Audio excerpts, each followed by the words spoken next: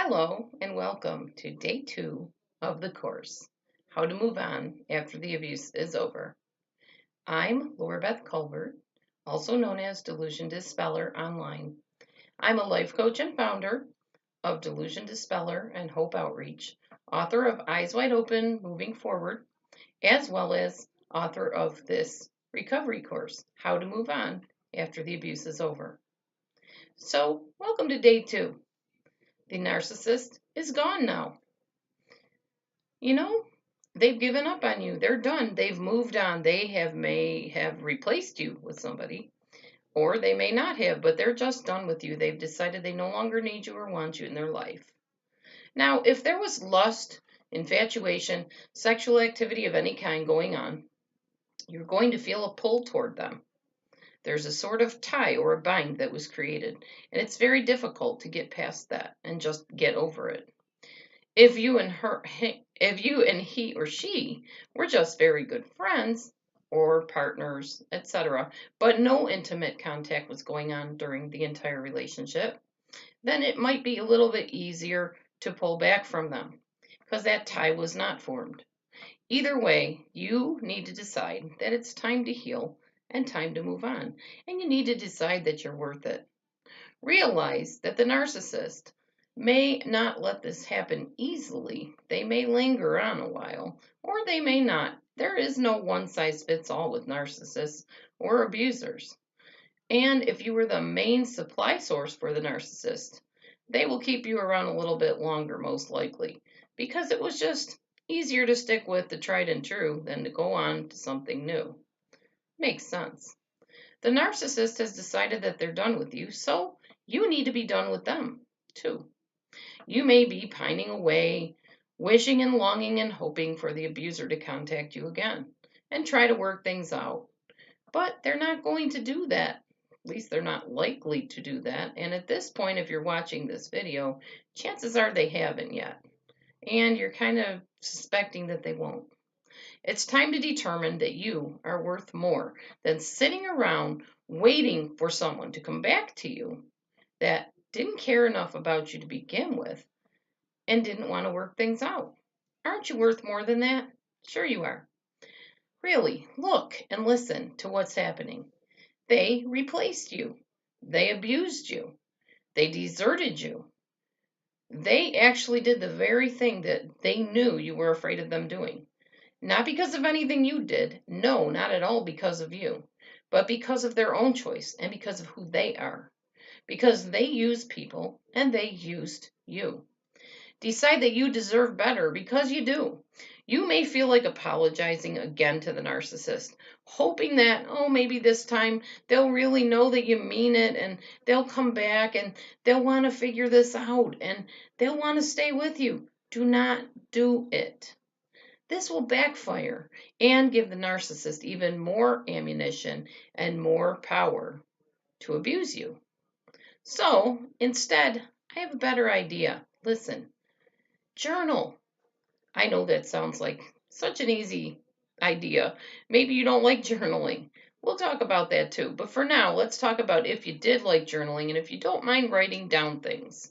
Journal everything. Every hatred, every hurt, every anger, every frustration onto paper, in a notebook, in a fancy, stationery.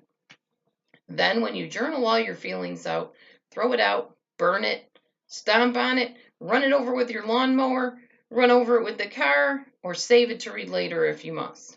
Whichever action helps you to let go and move on from them. One caution, don't let your journal get into the wrong hands. Either a narcissist, someone that knows the narcissist, or anyone who could later use it against you. Bad idea. If it's not on paper that you want to write, record it into a phone or onto a computer and then erase it after you listen to it and go over how you were feeling. It's important to know your own feelings. After all, the narcissist's main modus operandum was to steal your identity and steal how you feel. Maybe you need to hear it again and know that your feelings are yours and they're real. Number 2, try the chair technique. Place a photo or something that reminds you of the narcissist, maybe something they bought you. Put it on the chair. in front of you. Let all your feelings out and all your words out towards that item, that photo, whatever that memorable thing is on that chair. And tell that person, that object on the chair, exactly what you think of them. No holds barred, nothing held back. Tell them in the loudest yells and screams, as much as you can, how bad you felt about what they did to you, what they put you through, how they punished you, ignored you, shunned you, rejected you, replaced you. And then, after that, you are going to thank the person for leaving your life. That's right, leaving you, so that you can now find the person that was meant for you, whether you believe in God, the universe, whatever. Thank that person for getting out of the way so the thing that was meant to be there, the person that was meant to cross your path, is on their way to you without them standing in the way. Because that's exactly what they're doing, is standing in the way to your divine destiny, whatever that might be. Tell that photograph, I am doing this for me, not you.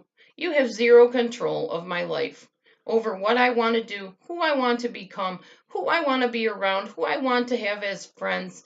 You have no more control over me. You do not own me. And then leave it there. Toss out the picture, throw away the teddy bear, whatever you have to do, but let it go. All right. Next thing, make a list, a column list. You're going to have columns. One will say at the top of it, what I'm doing now. The next one will say what I'm feeling. And then the next, you're going to find out what you're thinking. Write that down. What am I thinking right now? Next, what do I feel like doing? And then next, what I did. And the last, actually the second to last, I believe. Nope, I'm sorry, the last. How I felt about what I did. Now, let's play this out, how it actually looks on paper. This is just an example, of course. Yours will be different. What I'm doing now, making lunch. What I'm feeling, angry, hurt. What I'm thinking, I want to call him or her. I usually call them at this time. What I feel like doing, picking up that phone and dialing their number and telling them how rotten they make me feel. What I did. Now, this is where you have to think. Step back. What do you really want to do? If you do call them, what's likely to happen? They're going to say, why did you call me? Or be angry with you, or maybe try to lure you back in. Who knows? I don't know. Every narcissist is different. So we'll say, okay, I called them. And how did you feel about what you did? Oh, pretty crummy, because I gave in and now I'm feeling bad and guilty and rotten and whatever. Okay, what if you didn't call them? How I feel about what I did? Pretty proud of myself. I actually, for one moment during that minute, I thought about calling them, but I didn't follow through with it, and I feel proud of myself. Keep doing this. And I mean, write down the times also, like at 4 o'clock. What did you feel like? I felt crummy and I felt like I missed her, whatever. What did you do? Or what did you want to do? I wanted to call them and tell them how badly I miss them and how I want them in my life and I'm so sorry, whatever. What did you do? I called them. I gave in. So how did you feel about what you did? Well, they were mean to me, so I didn't feel good. I felt bad.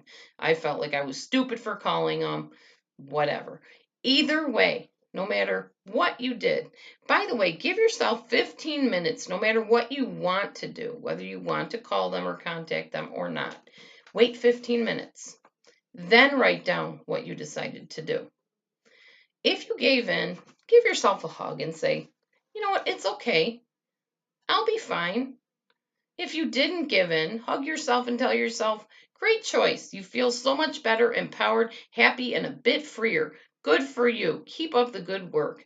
Either way, love yourself. It's a process. It's not something that's going to be easy, and it's not going to happen overnight, but it is a good technique besides just doing what you always did, which is following them blindly and running after them and wasting all your time worrying about someone that's not worrying about you.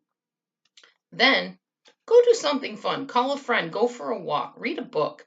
Go to a park, a movie, whatever you want to do.